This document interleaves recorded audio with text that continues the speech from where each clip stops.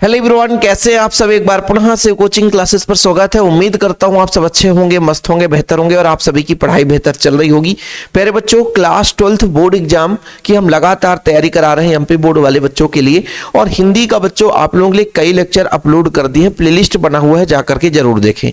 आज हम हिंदी ग्रामर में रस, छंद और अलंकार तीनों एक साथ क्लियर करेंगे। मतलब एग्जाम में यहाँ से क्वेश्चन आएगा तो आपसे बनेगा, इसलिए मैं कहता हूँ बच्चों वीडियो को अंत तक देखिएगा, है ना। रस को रटना नहीं है, छंद को रटना नहीं है, अलंकार को रटना नहीं है। हाँ, कुछ एग्जांपल्स जो कठिन है उनको याद करना पड़ेगा, बाकी तो ऐसे एग्जांपल्स हम लेकर आए हुए हैं जो कि आसानी से याद हो जाएगा। चलिए शुरू करते हैं। एक चीज और आप लोगों को कहना चाहता हूं कि जैसा आप लोग देख सकते हैं बच्चों, ये हमारा नोट्स ये है ना, शिव सर के द्वारा बनाया गया नोट्स है। ये ग्रामर है और बहुत सारे हैंड रिटन भी है, बहुत सारे टाइपिंग भी है। टोटल जो चार्ज है मात्र 100 रुपए। यदि हिंदी की प्रॉपर तैयारी करना है तो आपके पास प्रॉपर नोट्स होना चाहिए। यदि आप एमपी बोर्ड से हैं और चाहते हैं कि नोट्स लेना है तो कॉन्टैक्ट नंबर है 9685299149। जी हाँ प्यारे बच्चों, यदि आप लोग प्रॉपर तैयारी करना चाहते हैं तो आप लोग मात्र 100 रुपए में प्राप्त कर सकते हैं ऑल चैप्टर के नोट्स, ग्रामर, ऑब्जेक्टिव वगैरह। लगभग 700 से 800 ऑब्जेक्टिव है। मतलब संपूर्ण बुकों का संग्रह है, वो संग्रह है, निचोड़ है। उसके अलावा आपको ऑब्जेक्टिव पढ़ना ही नहीं है, बनना होगा तो उतने में बन ही जाएगा, नहीं तो भाई अच्छे लोगों से नहीं बनेगा। चलिए शुरू करते हैं बच्चों। रस है क्या? रस जैसे हम जानते हैं कि कहीं भी गए, कुछ कहानी सुनी तो हमें आनंद आता है, मतलब रस मिलता है। अब जैसे खाने में गन्ने का रस होता है और गन्ने का रस पीते हैं, चावल का रस होता है उसको भी हम पी जाते हैं। ऐसे खाना कोई भी खाएंगे उसका एक रस निकलेगा, है ना। उस रस को हम आनंद लेते हैं, अनुभूति करते हैं, अनुभव प्राप्त करते हैं, ठीक है।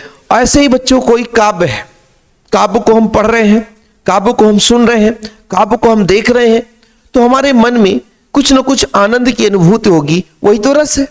यानी काव्य को पढ़ने, काव्य को सुनने, काव्य को देखने में पढ़ने वाले को पाठक, सुनने वाले को क्या होगा? श्रोता, और देखने वाले को दर्शक।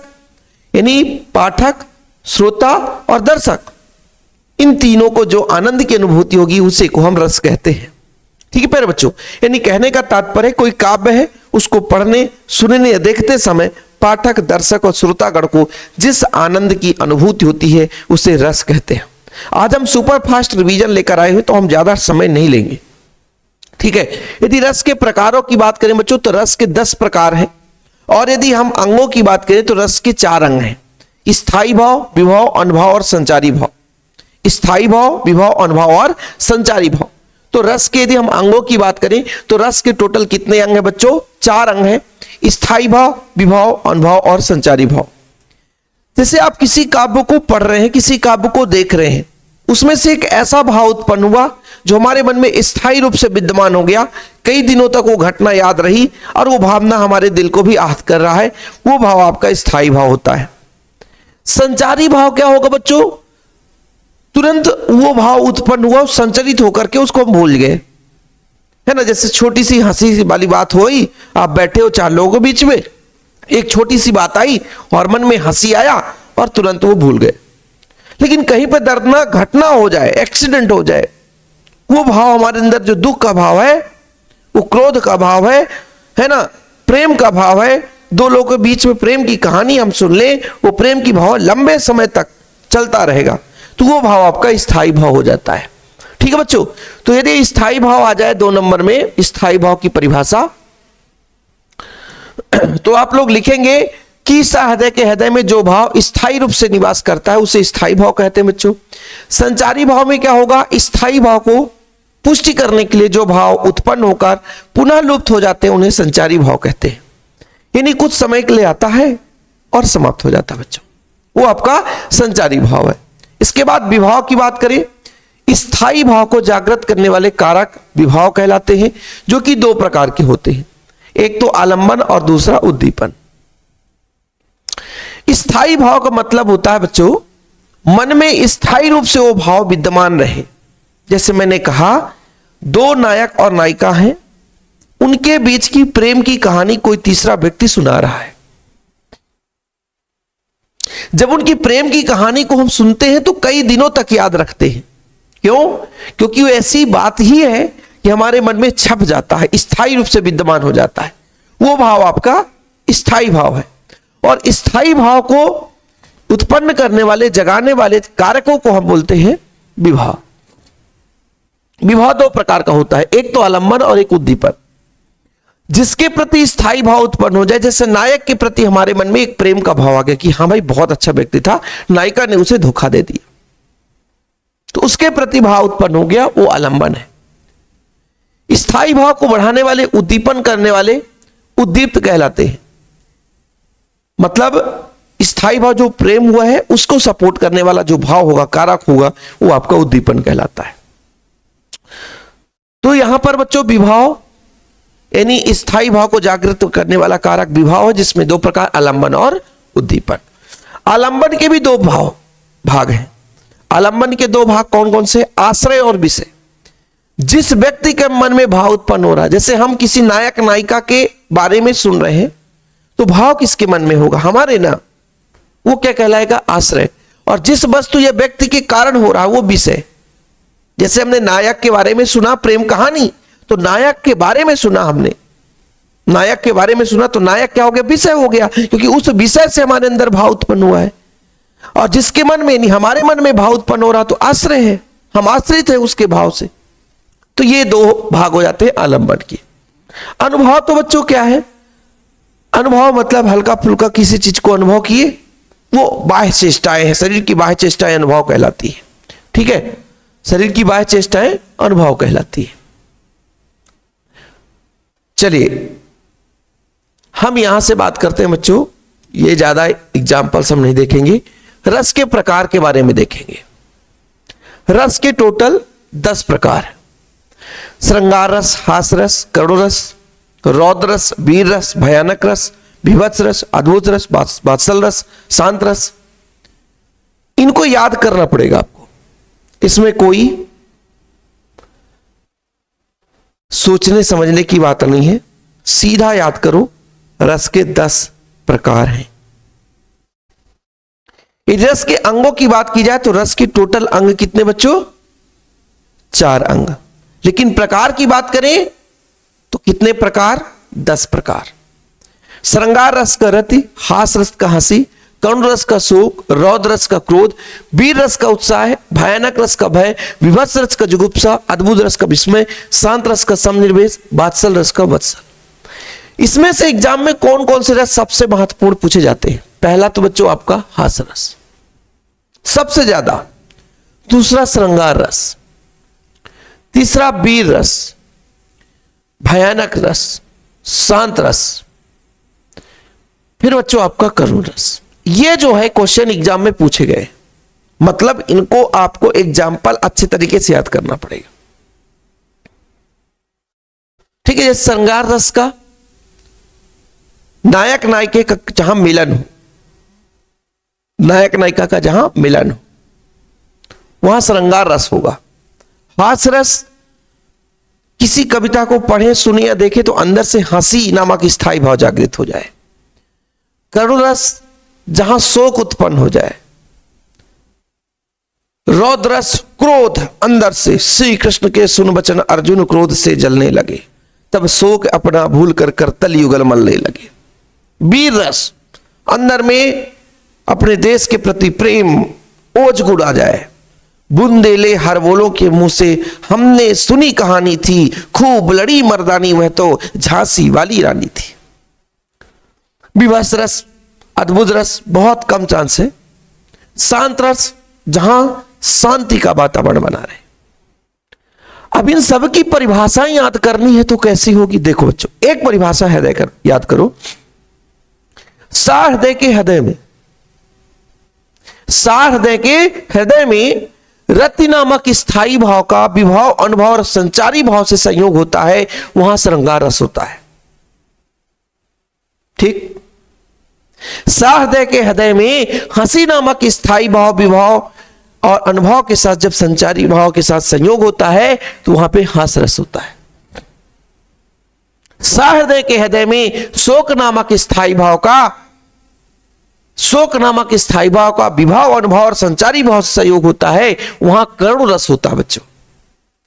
हृदय के हृदय में क्रोध नामक स्थायी भाव का विभाव, अनुभव और संचारी भाव से संयोग होता है, वहां रौद्र रस होता है।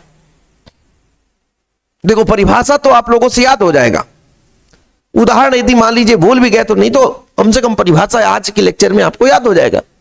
सहृदय के हृदय में उत्साह नामक स्थायी भाव का विभाव अनुभव और संचारी भाव संयोग होता है, वहां वीर रस होता है।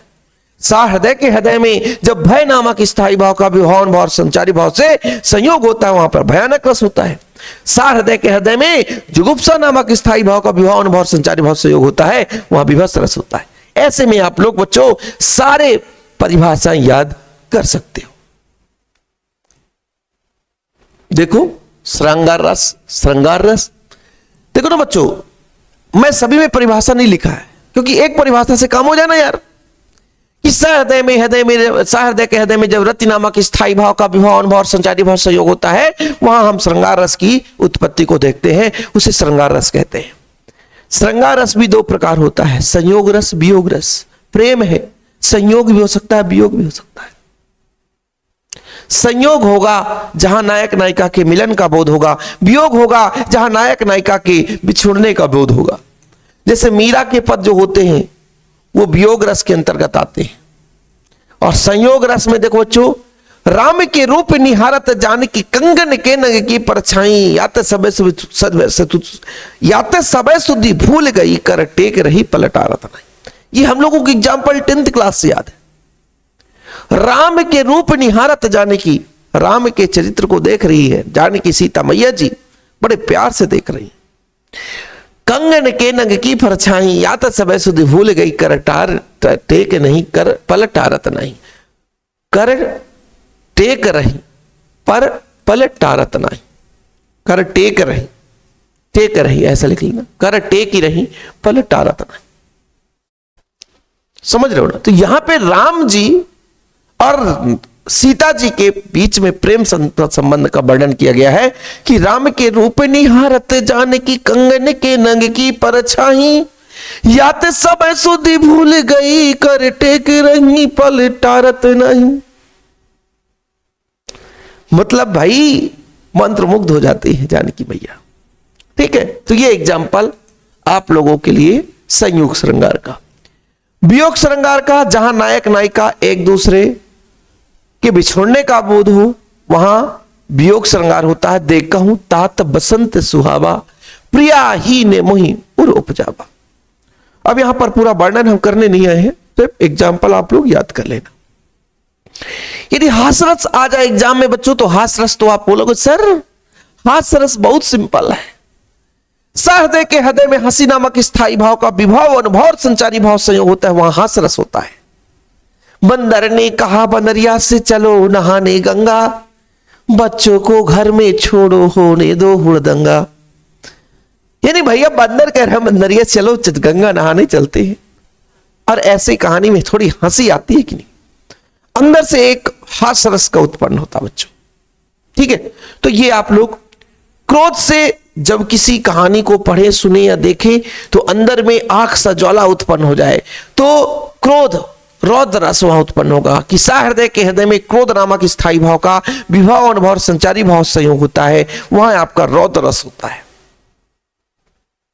ठीक है बच्चों, सुनत लखन के बचन कठोरा, परसु सुधरी हरे उघन घोरा, अब जन देर टोस्यु मोहि लोगु, कटुबादी बालक बथजोगु। और सबसे सरल एग्जाम्पल जो हम अपने जमाने से याद करते आ रहे हैं, ये श्री कृष्ण के सुन बचन अर्जुन क्रोध से जलने लगे, सब शोक अपना भूल कर करतल युगल मलने लगे। संसार देखे अब हमारे शत्रु रण में मृत पड़े, करते हुए यह घोषणा हो गए वो उठकर खड़े। ये एग्जाम्पल बहुत अच्छा, आप लोग यदि यहां तक भी याद कर लोगे बच्चों, यहां तक तो भी ठीक। ठीक, क्रोध रौद्र रस का उदाहरण। इसके बाद बच्चों वीर रस, वीर रस का उदाहरण भाई परिभाषा तो हमने बता ही दिया, वह खून कहो किस मतलब का जिसमें उबाल का नाम नहीं, वह खून कहो किस मतलब का आ सके देश के काम नहीं। और बुंदेले हरबोलों के मुंह से हमने सुनी कहानी थी, खूब लड़ी मर्दानी वह तो झांसी वाली रानी थी। ठीक, इसके बाद भयानक रस में भय नामक स्थायी भाव का विभाव अनुभव और संचारी भाव संयोग होगा, वहां भयानक रस होगा। एक और अजगर ही एक और मृगराय, बिकल बटोही बीच में पर्यो मूर्छा खाए। ये उदाहरण है बच्चों। अद्भुत रस का बिनु पद चले सुने, बिनु काना कर बिनु कर्म करे विज्ञाना, आनंद रहित सकल रस भोगी, बिनु वाणी बक्का बड़ जोगी। ये आप लोगों का एग्जाम्पल है। फिर शांत रस में चलती चाकी देख कर दिया कबीरा रोए, दुई पाटन के बीच में साबुत बचा न कोई। और वत्सल रस का बच्चों, धूर बरे अति शोभित श्यामजू, तैसी बनी सिर सुंदर चोटी। ठीक है, मतलब श्री कृष्ण के बाल चरित्र का कोई भी आप लोग उदाहरण लिख सकते हो। तो यहां पे बच्चों रस हमारा कंप्लीट, रस कंप्लीट। अभी आगे बात करेंगे अलंकार की और छंद की। आप लोगों से उम्मीद है कि ये रस आप लोगों को तैयार हो जाएगा। थोड़ा सा प्रैक्टिस कर लेना, नोट्स जरूर ले लेना, क्योंकि नोट्स में सारा चीज रहता है, आपको भटकना नहीं पड़ेगा। शिव सर मात्र 100 रुपए में नोट्स प्रोवाइड करते हैं। यदि आप क्लास 12th में हैं, हिंदी की प्रॉपर तैयारी करना चाहते हैं, तो नोट्स जरूर ले लें, क्योंकि कम समय में आपको बेहतर अंक लाना है बच्चों। समझ रहे ना? चलिए अब थोड़ा सा बच्चों अपन बैक चलते हैं और एक नया पीडीएफ लेते हैं जिसमें आपको समझाना है अलंकार के बारे में।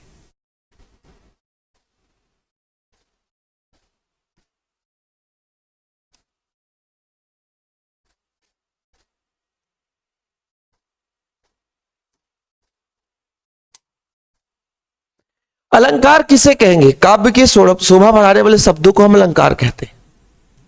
काव्य के शोभा बढ़ाने वाले शब्दों को क्या बोलते हैं बच्चों? अलंकार।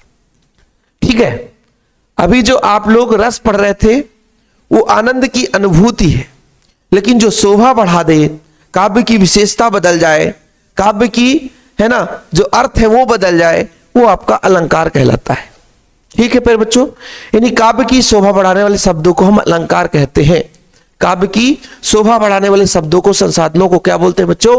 अलंकार कहते हैं। क्या बोलते हैं? अलंकार कहते हैं। याद रखिएगा कि काव्य की शोभा बढ़ाने वाले शब्दों को क्या बोलते हैं? अलंकार। अलंकार दो प्रकार से होता है, एक शब्द अलंकार, एक अर्थ अलंकार। जो शब्द के आधार पर शोभा बढ़ाएगा, एक अर्थ के आधार पर कि पढ़ रहे हैं तो कुछ और समझ में आ रहा है, लेकिन जब उसका अर्थ निकाल रहे हैं तो कुछ और समझ में आ रहा है, और सीधा सीधा शब्द में ही कुछ अलग समझ में आए, उससे वाक्य का अर्थ बदल जाए, है ना, कहानी का अर्थ बदल जाए, वहां पे वो अलंकार शब्द अलंकार हो जाएगा। काव्य की शोभा बढ़ाने वाले शब्दों को अलंकार कहते हैं। दो प्रकार का होता है, एक शब्द अलंकार और एक अर्थ अलंकार। ठीक है बच्चों, याद रखिएगा। ज्यादा लंबा चौड़ा कहानी नहीं, एग्जाम के लिए एकदम सुपर फास्ट हम बात कर रहे हैं कि काव्य की शोभा बढ़ाने वाले शब्दों को अलंकार कहते हैं। जो शब्द के आधार पर शोभा बढ़ाएगा, इन्हीं शब्द चयन द्वारा कथन की सौंदर्य बढ़ती है, वो आपका शब्द अलंकार। जहां अर्थ के आधार पर बच्चों काव्य की शोभा बढ़ेगी, वो अर्थ अलंकार होता है। और उभय अलंकार भी होता है, जो कि ये बताता है कि शब्द और अर्थ, शब्दगत और अर्थगत, मतलब दोनों कोई एक ऐसा काव्य संग्रह है जहां शब्द से भी और अर्थ दोनों से आपका अर्थ निकलता है, मतलब शोभा बनता है, वहां पे उभय अलंकार होता है। यानी अलंकार आपके सिलेबस में 3 प्रकार का, एक शब्द अलंकार और एक अर्थ अलंकार, एक उभय अलंकार। ऑब्जेक्टिव क्वेश्चन में कई बार पूछा जाता है कि शब्द के आधार पर काव्य की शोभा जो बनती है उसे कौन सा अलंकार कहते हैं बच्चों? उसे क्या बोलते हैं? शब्द अलंकार। क्या बोलते हैं? शब्द अलंकार। समझे? और जहां अर्थ के आधार पर काव्य की शोभा बढ़ेगी, वहां पे आपका अर्थ अलंकार हो जाता है। चौचक। चलिए, अब जो मेन क्वेश्चन पूछा जाता है वो आपके 5 अलंकार से पूछा जाता है। जो पहला अलंकार है फिर बच्चों, वो है आपका भ्रांतिमान, यानी भ्रम पैदा हो जाए। भ्रांतिमान अलंकार में क्या होता है? भ्रम पैदा होता है। क्या होता है? भ्रांतिमान अलंकार। देखना बच्चों, बहुत सिंपल और छोटा सा एग्जाम्पल, क्योंकि सिलेबस में कितने भी एग्जाम्पल इससे फर्क नहीं पड़ता, हमें एक एग्जाम्पल याद रखना है कि जहां प्रस्तुत वस्तु को देखकर किसी विशेष समानता के कारण दूसरी वस्तु का भ्रम हो जाए, यानी किसी वस्तु को हम देख रहे हैं और उसी के समानता के जैसा किसी तुलना कर लें। जैसे रात के समय में हम जा रहे हैं, अचानक एक सफेद कपड़ा दिख गया, बोला भाई भूत है, भूत है, भूत भूत, तो ये नहीं जाना, भूत। क्योंकि भ्रम पैदा हो गया, भूत है नहीं, भ्रम पैदा हो गया। तो किसी दूसरे वस्तु को देखकर भ्रम पैदा हो जाता है, वहां पर वो काव्य की शोभा तो बन रही है। काव्य की चाहे अंदर डर बने, चाहे भय बने, चाहे क्रोध बने, चाहे शांत बने, चाहे वत्सल बने, लेकिन भाव तो बन रहा है। और वो भाव बच्चों जिसके कारण आ रहा है, वहां पे कौन से अलंकार के कारण आ रहा है? तो भ्रांतिमान अलंकार हो जाता है। ठीक है, जान श्याम घन श्याम को नाच उठे बन मोर। जान श्याम श्री कृष्ण जी को बादल जैसे अनुभव करते हुए मोर जो है नाच उठते हैं। जैसे बादल घटा छाया जाता, बिल्कुल कालीमा मतलब पूरा एकदम शांत वातावरण सा नजर आता है, तो ऐसे श्री कृष्ण जी को देखते हैं कि ऐसा भी बादल जैसे ही घटा छा गया है और मोर नाच उठते हैं। मतलब श्री कृष्ण जी की तुलना बादल से कर दिए, है ना। तो यहां पर क्या है? भ्रम पैदा हो गया मोर को। जान श्याम घन श्याम को नाच उठे बन मोर। वन में रहने वाले जो मोर हैं वो श्री कृष्ण जी को समझकर, मतलब श्री कृष्ण जी को देखकर वो बादल समझकर नाचने लग जाते हैं कि जो घटाएं हैं वो छा गई हैं, अब बारिश होने वाला है, मनोरम दृश्य आ गया है, तो वो नाचने लग जाती हैं। तो यहां पर बच्चों जहां प्रस्तुत वस्तु को देखकर किसी विशेष समानता कारण दूसरी वस्तु का भ्रम हो जाता है, यहां पे भ्रांतिमान अलंकार है। संदेह अलंकार, संदेह अलंकार जहां रूप रंग देखकर पूरा का पूरा संदेह हो जाए। संदेह मतलब स्थायी ना रहे। यहां तो भ्रांतिमान मतलब भ्रम है, लेकिन मान लिए कि वो ऐसा है, लेकिन यह संदेह है कि सारी बीच नारी है, किनारी बीच सारी है, कि सारी ही किनारी है, किनारी ही की सारी है, कि सारी बीच नारी है। समझ में नहीं आ रहा है कि साड़ियों के बीच में नारी घुसी हुई है या कि नारी के अंदर ही साड़ी घुसी है, कुछ समझ में नहीं आ रहा है। ऐसा लग रहा है कि ये जो नारी है वो साड़ी से बनी है। नहीं नहीं नहीं, ऐसा लग रहा है कि ये जो साड़ी है वो नारी की बनी हुई है। मतलब कंफ्यूजन, संदेह। यानी जहां रूप रंग गुण के समानता के कारण किसी वस्तु को देखकर निश्चय ना हो कि वह वही वस्तु है, वहां संदेह अलंकार हो जाता है।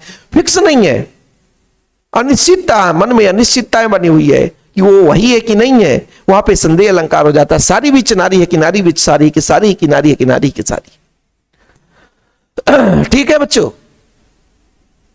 और अभी जब वीडियो बन रहा है, आप लोगों को लगता होगा ना कि सर मेहनत नहीं करते। हो सकता है आपको दिख जाए 5:16 5:16 कितने मिनट की वीडियो बन गए? 5 मिनट के। मतलब हम 5 बजे से पहले वीडियो शुरू कर दिए थे। इस समय जब वीडियो चल रहा है 23 मिनट 22 मिनट 53 सेकेंड और समय कितने हैं? 5:16। गले क्यों बैठे हुए हैं? क्योंकि अभी सोकर उठकर आए हुए हैं, है ना। आप लोगों के लिए मेहनत करने के लिए हम 3 बजे भी उठ जाते हैं, क्योंकि कंटेंट तैयार करना है, इसके बाद आपको पढ़ाना है, रेडी होकर भी आना है। तो मतलब हम 4 बजे उठ गए होंगे तब तो आए होंगे, तो क्या आप पढ़ नहीं सकते? 4 बजे उठकर बैठ के पढ़ नहीं सकते? पढ़ना पड़ेगा बच्चों, पढ़ना पड़ेगा। और जो नहीं पढ़ेगा वो बोर्ड एग्जाम के बाद पछताएगा कि शिव सर ने तो खूब मेहनत की थी, लेकिन हम ही ने साथ नहीं दिया। यदि उतना मेहनत हम कर लेते जितना शिव सर किए, हमारा हिंदी में बेहतर अंक आता। तो भाई थोड़ा सा समय निकालिए और सुबह जल्दी उठने की कोशिश करिए, पढ़ाई करिए। ठीक है, चलिए। विरोधाभास अलंकार बच्चों, विरोधाभास अलंकार का मतलब है किसी काव्य को हम देखें, सुने या पढ़ें तो ऐसा लगता है कि विरोध हो रहा है, जबकि वास्तविक विरोध ना हो। देखो जरा, जहां किसी पदार्थ गुण या क्रिया का वास्तविक विरोध ना होते हुए विरोध का आभास होता है। देखने में ऐसा लग रहा है, पढ़ रहे हैं तो लगता है विरोध हो रहा है, लेकिन वास्तविक में विरोध नहीं होता। जैसे यान रागी चित्त को गत समझे नहीं कोई, ज्यों ज्यों बूढ़े श्याम रंग त्यों त्यों उज्जवल हो। कहते हैं जितना कालापन आता है उतना शरीर में उज्जवलता आती है। तो ऐसा लगता है विरोध हो रहा है कि कोई कालापन होगा और शरीर में उज्जवलता आएगी, नहीं आनी चाहिए। लेकिन वास्तविकता तो ये श्री कृष्ण जी के बारे में बात की जा रही है कि उनकी श्यामलता जो है, उनका जो श्यामलपन है, सांवलापन है, वो शरीर में प्रकाश उत्पन्न कर रहा है। वास्तविक में उनकी बड़ाई हो रही है, लेकिन विरोध सा लग रहा है कि भाई बोलते बूढ़े हैं श्याम रंग, जैसे जैसे लोग बूढ़े होंगे, जैसे जैसे सांवले होंगे, उनकी रंग और उभरेगी, उनका चेहरा और खिलेगा। ऐसा हो नहीं सकता। लेकिन श्री कृष्ण जी के बारे में बात की जा रही है कि जो जो बूढ़े श्याम रंग, जैसे जैसे उनकी श्यामलता आती है, शरीर में सांवलापन आता है, शरीर में प्रकाश की उभार आती है। तो विरोधाभास पढ़ने में, सुनने में, देखने में ऐसा लगे कि विरोध हो रहा है, लेकिन वास्तविक जब विरोध ना होता हो वहां पे विरोधाभास अलंकार होता है। चलिए अगला जो आपका अलंकार है बच्चों, सांग रूपक। बिल्कुल, जहां एक के ऊपर दूसरे को आरोप कर दिया जाए। रूपक अलंकार का एक प्रकार है सांग रूपक अलंकार, जहां बच्चों उपमेय में उपमान के अंगों का आरोप लगा दिया जाए, हो रूपक अलंकार। सांग रूपक हो जाता है। सांग रूपक हर एक अंगों को एक दूसरे को थोप दे। उदित उदयगिरी मंच पर रघुबर बाल पतंग, विकसे संत सरोज मन हर पे लोचन बंग। व्यतिरेक अलंकार, जहां उपमेय के उपमान से भी श्रेष्ठ बता दिया जाए। उपमेय को उपमान से श्रेष्ठ बताया जाए। देखो बच्चों, जहां उपमेय के अंगों को उपमान के साथ, है ना, उपमान के अंगों के साथ क्या कर दें, आरोपित कर दें, वहां पे सांग रूपक। और व्यतिरेक में उपमेय को उपमान से श्रेष्ठ बताया जाए। जिनके इस प्रताप के शशि मलिन रवि शीतल लागे। ठीक है भाई, छोटा सा एग्जाम्पल, छोटा सा एग्जाम्पल। तो ये हम एग्जाम्पल छांट कर भी लाते हैं कि ऐसे एग्जाम्पल आपको प्रोवाइड करें जो बिल्कुल आपको याद हो जाए। चलिए ये 2 एग्जाम्पल लिख लेना बच्चों, इंपॉर्टेंट रहेगा बोर्ड एग्जाम के लिए। अब आगे बात करते हैं छंद। सबसे कठिन जो आप लोगों को लगता है छंद, क्योंकि इसके उदाहरण अटपटे होते हैं और उदाहरण आपको याद करने में दिक्कत आती है। तो मैं एक आपको लॉजिक बता रहा हूं। जैसे आज आप इस वीडियो लेक्चर को देख रहे हो, छंद आपसे नहीं बन रहा है, तो आपसे जो जो छंद भूल रहा है उसको आप एक कॉपी पे लिखे, एक पेज पे लिखे। पेज पे लिखे और क्या करना है, उस पेज को अपने जेब में डाल लें। बोले सर काहे? मान लो आप विद्यालय गए हो और विद्यालय में आपके पास खाली समय है, उस पेज को निकाला, देखे कि आज ये नहीं बन रहा है यार, पढ़ लिया 1-2 बार, फिर जेब में रख दिया। खाली घर में बैठे हो, कुछ नहीं कर रहे हो, जेब से उस कागज को निकाले, फिर पढ़ लिए, फिर रख दिए।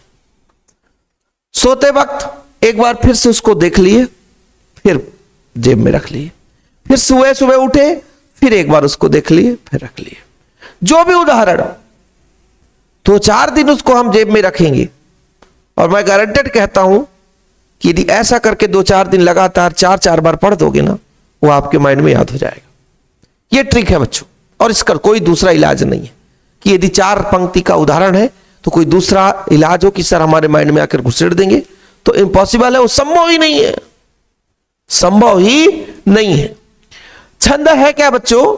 वर्णों की संख्या एवं क्रम मात्राओं की गणना तथा यति गति संबंध नियोजन काव्य संरचना को छंद कहा जाता है। ये नहीं भाई, कोई काव्य है उसको सुव्यवस्थित तरीके से प्रस्तुत करना छंद कहलाता है।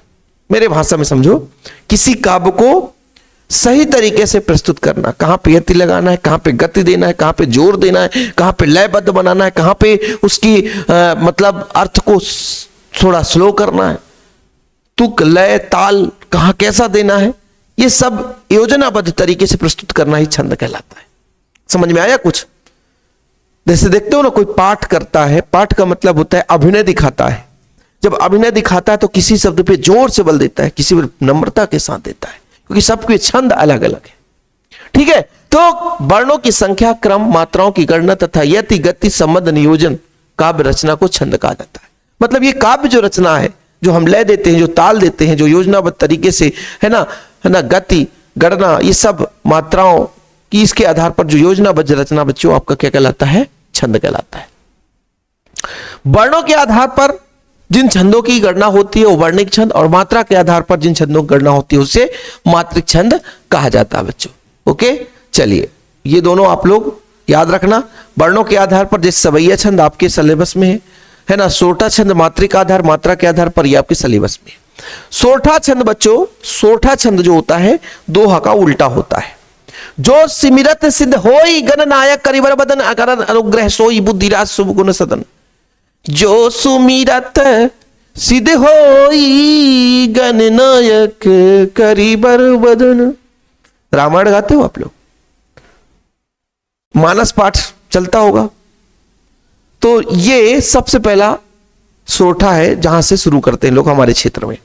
करते अनुग्रह सोई बुद्धिराज शुभ गुण सदन। गाना गा के इसको तरीके अलग अलग है, गाना गाने के तरीके अलग अलग हैं। सोरठा जो है गाते हैं, जो सुमिरत सिद्ध होई मोरी रामा, गणनायक करिवर वदन, करत अनुग्रह सोई मोरी रामा, बुद्धिराज शुभ गुण सदन। तो हम लोगों को तो याद है, हम लोग बचपन से सुनते आ रहे थे। तो ये सोरठा छंद बढ़िया, जैसे सोरठा छंद आता था तो हम बोलते थे भैया अर्ध समात्रिक छंद है, ये दोहा का उल्टा है। पहले और तीसरे चरण में 11-11 मात्राएं होती हैं और सम चरण में जो होती है वो 13-13 मात्राएं होती है। मतलब विषम, पहला तीसरा विषम, विषम में 11-11 और दूसरा और चौथा, भाई पहला है तो 11, दूसरा चौथा में 13-13, ऐसे याद कर लिए थे। जो पहले आएगा तो 11 और बाद में आएगा 13, तो पहले और तीसरे में 11-11, दूसरे और चौथे में 13-13, ऐसे याद हो जाएगा। ठीक है, चलिए ये अपना सोरठा छंद बिल्कुल सिंपल है, अर्ध सम्मात्रिक छंद है, दोहा का उल्टा है, पहले तीसरे में 11-11 और दूसरे चौथे में 13-13 मात्राएं पाई जाती है। इसको काउंट करते रहना बच्चों, हमको काउंट नहीं करना क्योंकि एग्जाम में काउंट करके नहीं बताना है। कवित्त छंद, ये देखो भाई, अब कहोगे सर यहां पे खेला होता है, यहां पे खेला होता है और इसको याद करने में लोगों को दिक्कत जाती है कि कवित्त जो है, वर्णिक छंद कवित्त में 4 चरण होते हैं, प्रत्येक चरण में 31 वर्ण होते हैं, 15 और 16 और 15 वर्णों पर यति होता है, हर चरण अंतिम वर्ण गुरु होता है। ठीक है, जैसे गुरु होता है बच्चों, ये देखो अंतिम लगी गुरु, लगी गुरु, लगी गुरु, लगी गुरु, समझ रहे ना। भेजे मन भावन के उद्धव की यावन की, सुधि ब्रज गावन में गावन पावन जबे लगी, कहे रत्नाकर ग्वालिन की झोरी झोरी, दौरी दौरी नंद पौरी आवन तबे लगी, उझा की पद कंजन के पंजन पे, पेकी पेकी पाती छाती छोहनी छबे लगी, हमका लिखा है कहाँ, हमका लिखा है कहाँ, हमका लिखा है कहाँ, कहन सबे लगी। तो एक लाइन आप लोगों को तो आज याद हो जाएगा, हमको लिखा है कहाँ, हमका लिखा है कहाँ, हमका लिखा है कहाँ, हमका लिखा है कहाँ, कहन सबे लगी। तो ये एक लाइन तो आज अभी याद हो जाएगा। भेजे मन भावन के उद्धव की आवन की, सुधि ब्रज गावन में पावन जबे लगी। एक लाइन इसको, एक लाइन इसको याद कर लो और ये भैया आप एक बार एक कॉपी में लिख लो। और जो मैं ट्रिक बताया कि आप लोग सुबह उठो तो एक बार देख लेना, शाम को सो तो एक बार देख लेना, स्कूल में खाली हो तो देख लेना, खाली जगह बैठे हो तो देख लेना, कोचिंग में खाली हो तो बैठ देना, देख लेना एक बार, दिन भर में 4-5 बार देखोगे, 4 दिन यदि प्रैक्टिकल कर लोगे, मैं गारंटेड कहता हूँ आपसे याद हो जाएगा। जैसे आप एक साइंस के स्टूडेंट हो, मान लीजिए आप साइंस के स्टूडेंट हो, आपको नहीं समझ में आ रहा कि ये रिएक्शन, लिख लो ना पेज में, कॉपी में लिख लो, पेज में लिख लो और अपने जेबा में डाल लो, खाली समय में उसको देख लो, बोले कि टाइम पास करता होगा, ना समझने वाला समझेगा नहीं और अब पढ़ने वाला पढ़ लेगा। ऐसा होता है बच्चों। स्मार्ट तरीका कि हम सबसे अलग तरीका कुछ करना चाहते हैं। रुबैया छंद बच्चों, रुबैया छंद क्या होता है?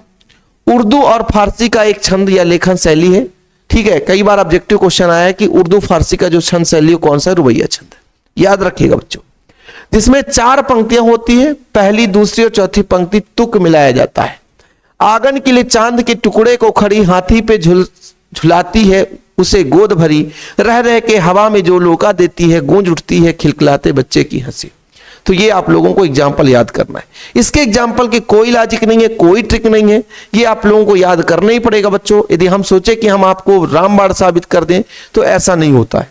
ऐसे ही सवैया छंद में आपका मत्स्य केंद्र और दुर्मिल छंद होता है। सवैया छंद में बच्चों ये वर्णिक छंद होता है, गढ़ छंद है। 22 से लेकर 26 वर्णों के छंद को हम सवैया छंद कहते हैं। जिससे मत्स्य केंद्र छंद है, शेष महेश गणेश दिनेश सुरेश जान निरंतर गावे, चाही अनादि अनंत अखंड अछेद अभेद सुवेद बतावे, नारद से सुख व्यास रटे पची, हारे तऊ पुनिपार नवावे, तही अहीर को छोहनिया छचिया, भरी छाछ पे नाच नचावे। तो ये आप लोगों को याद करना ही पड़ेगा। तो मैं छंद में वैसे कुछ ज्यादा कर भी नहीं सकता हूं, क्योंकि छंद में ऐसे एग्जाम्पल है जो कि बच्चों आप लोगों के लिए कठिन से भी कठिन अनुभव कराते हैं। लेकिन इसका एक ही लॉजिक है कि आप लोग इसे बढ़िया नोट डाउन करें और एक कॉपी में लिख लें, एक पेज में लिख लें। सुबह शाम उठते बैठते इसको 2-4 दिन लगातार पढ़ें, 2-4 दिन तक लगातार देखें, आप लोगों से याद हो जाएगा।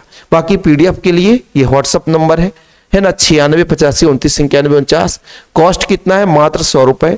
ऑल चैप्टर के नोट्स विद ग्रामर ऑब्जेक्टिव सब कुछ दिए जाते हैं। फिलहाल अभी के लिए इतना ही बच्चों। जय हिंद, वंदे मातरम।